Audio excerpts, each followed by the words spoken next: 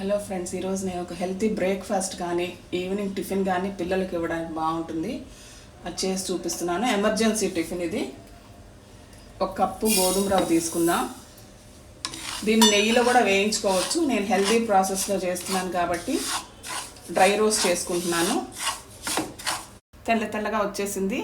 High ఫ్లేమ్లో నేను 2 నిమిషాలు వేడి చేసుకున్నాను డ్రై రోస్ట్.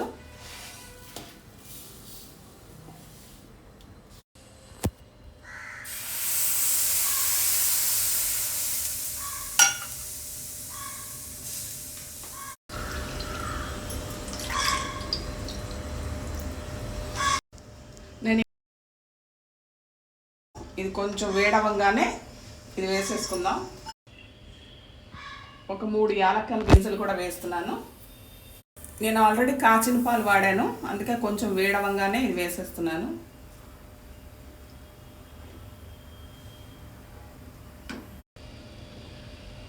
దీన్ని మెత్తగా ఉడికించుకుందాము సన్న మంటలో.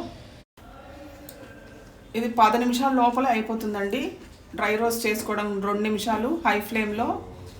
ఇదేమో వేడి పాలు ఉంటే ఇంకా తొందరగా అయిపోతుంది. నా దగ్గర ఐస్ కోల్డ్ మిల్క్ ఉన్నాయి కాబట్టి కాచినవి కొంచెం టైం పట్టింది వేడెక్కడానికి. అయిపోయింది చూసారా, మొత్తం 7 మినిట్స్లో అయిపోయింది. స్టవ్ ఆపేస్తున్నాను.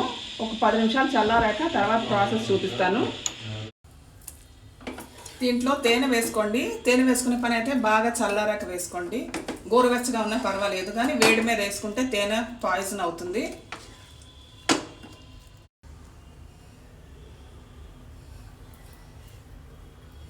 నేను తేనె వేసుకుంటున్నాను. మీకు కావాలంటే బెల్లం కూడా వేసుకోవచ్చు.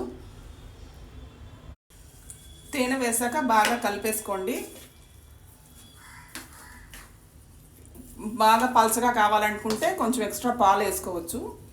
గట్టిపడిపోతుంది ఇది చల్లారాక. దీని మీద నేను ఒక బనానా వేసుకుంటున్నాను.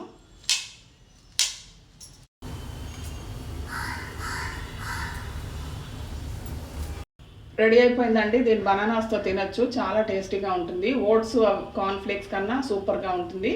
ట్రై చేయండి ఒకసారి. Thank you so much.